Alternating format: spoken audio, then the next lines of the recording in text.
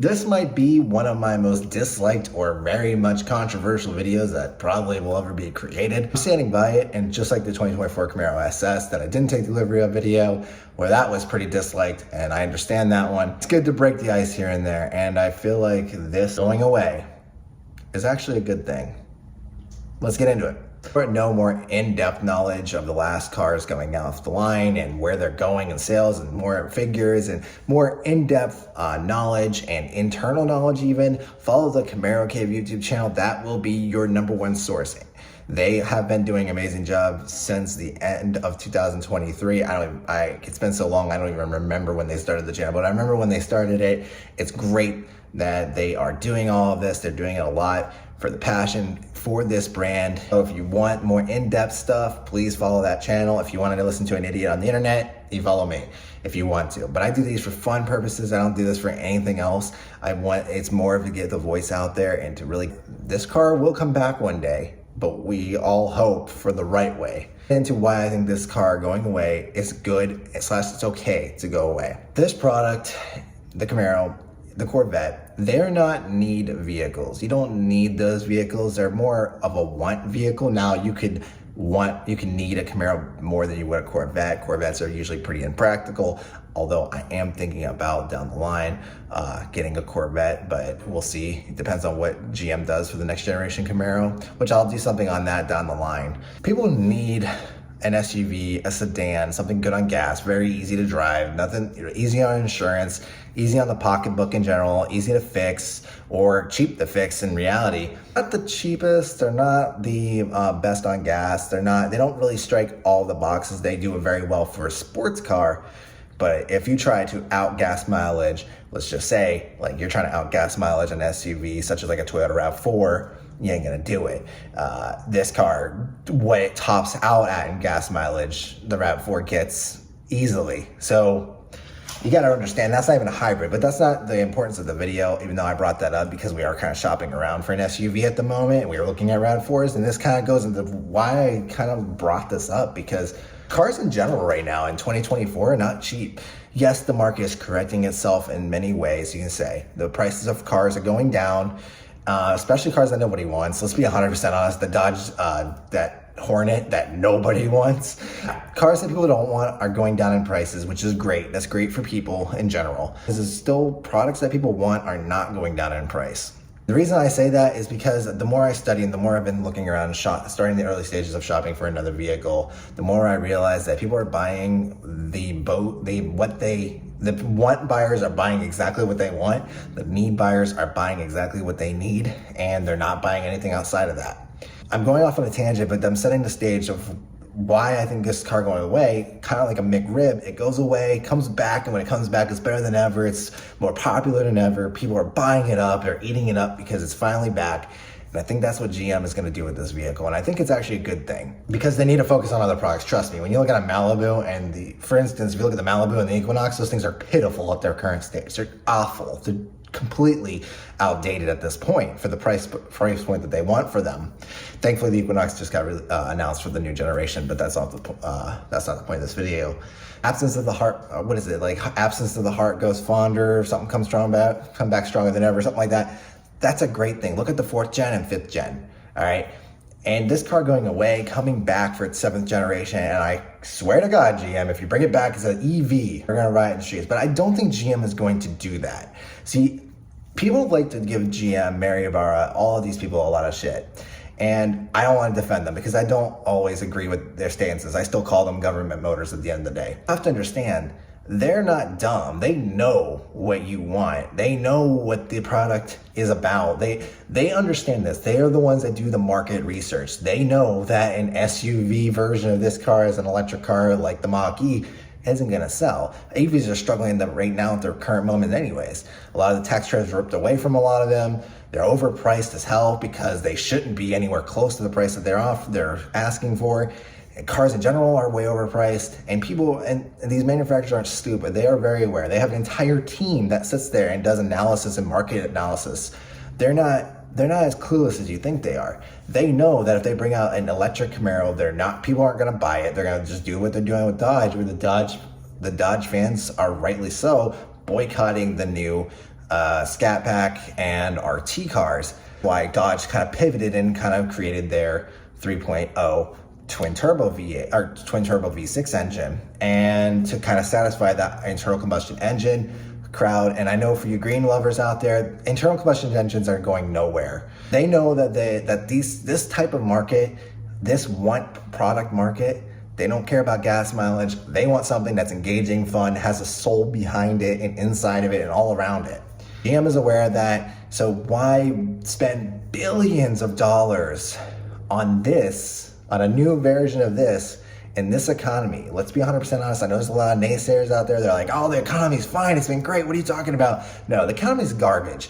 The only people that are making any money right now are at the top of the brass and Wall Street. And this isn't someone that, oh, you're just broke and lazy or something like that. Like usually you get those type of people. Not at all.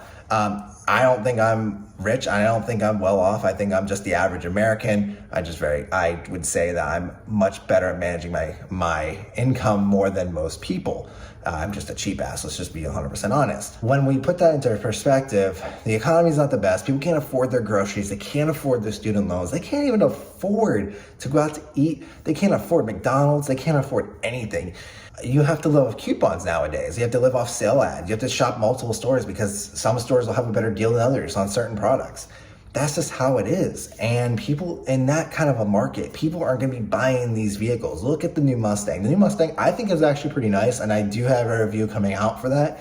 But I think it's actually a really nice car, a very nice upgrade, but the price point is way off from what people can afford. I mean, thankfully you can kind of get them on sale if you want a base GT. You can get them under sticker, pretty well under sticker actually.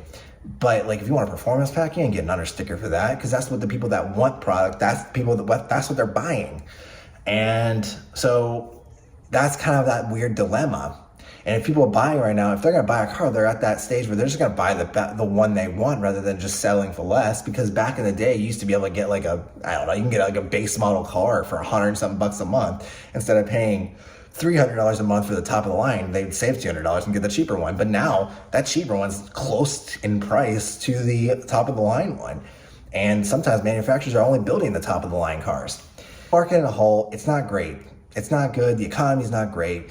People are very unsure if they're going to be able to afford their bills next month, next week, next year. We don't know the answer. And unfortunately, there's many people out there that are living in that situation. And when you're looking at all that, and I know GM is looking at that, they're just like, you know what, maybe we'll wait. Let's just bring out a new Malibu and a new Equinox, the vehicles that usually sell a little bit more. They can mark them up a little bit more, maybe, or they can just get more volume out of them. And their need products. So this going away, I think it's good because it can come back stronger than ever. I swear to God, GM, if you do the opposite, I don't think they will. Like I said, I am pretty confident. I don't have any insider knowledge. If you want any insider knowledge, ask the Camaro Cave YouTube channel. What they can probably tell you. And amazing people over there. So another plug for them. They're more consistent. They're more analytical. So they can kind of go in further into that information. But me just understanding and looking at it logically, looking at GM, they're not going to do that. Now, is it possible that I'm completely wrong and it's just the inside and they don't care about that market anymore? We're done.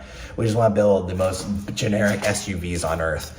And yeah, that's possible that they're going to go that route, or they can think that way. But I think there's a lot of people that still work at General Motors, and I don't have, like I said, don't have any insider knowledge, but I think there's a lot of people that still work at General Motors that love sports cars. Do you think anybody, I'm just looking in the idea of an engineer.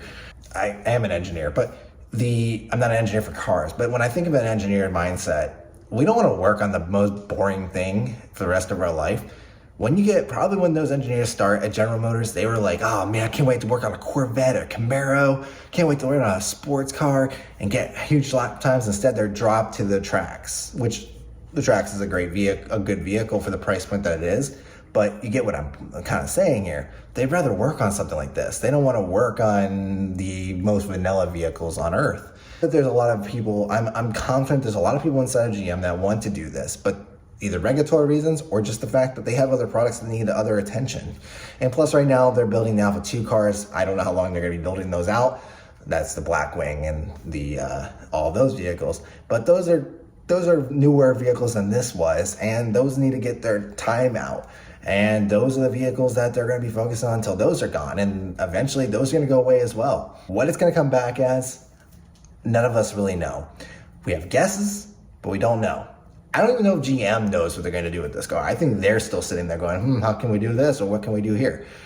I don't think it'd be that hard. Just make everything a plug-in electric hybrid or low combustion or small combustion engines, and make everything for everybody. So if they get a cheap internal combustion engine car that gets good gas mileage, they can get that. If they want the best gas mileage, they can get a plug-in electric hybrid. If they want full electric, they can get that and make them happy, I guess. They can do all of that and save themselves the gas, the corporate gas fines, and start building cars that for the cafe laws. But screw it, that's the point of these vehicles. These aren't meant for the green people. These are meant for the people that want to have fun. And not saying the other vehicles are fun, but that's not the point. That is why I think that this car going away is okay, and I think it's fine. We'll see how it goes in like 5 years. I don't see them bringing it out like this year or next year. I don't know what they're going to do for NASCAR, and I'm kind of intrigued to see what they're going to pull off. They may go the vanilla route and just put the Malibu on there. I don't know if they'll do that, but we'll see. I don't think we're going to see a Camaro unless for some reason GM has a complete turnaround. I don't see anything on the line of like them saying, oh, hey, we're bringing the Camaro back, and they're going to announce at the end of the year. I think they're probably going to wait till all these until the last cars, the 2024s, are out of their warranty periods, and that's when they'll finally start talking about the next gen. Because think about it, they want you to buy the next car, and they can't persuade everybody, but they want to get the people that already had a Camaro to get a new Camaro. You get what I mean? So what's more intriguing, a new car that does everything better, it may still have a V8 and it has a warranty, that kind of sells itself normally. I have thought process on this situation. It is kind of scary that this car is gone in a way. Hopefully it comes back stronger and better than ever. Anyways, guys, Christian from Florida, out.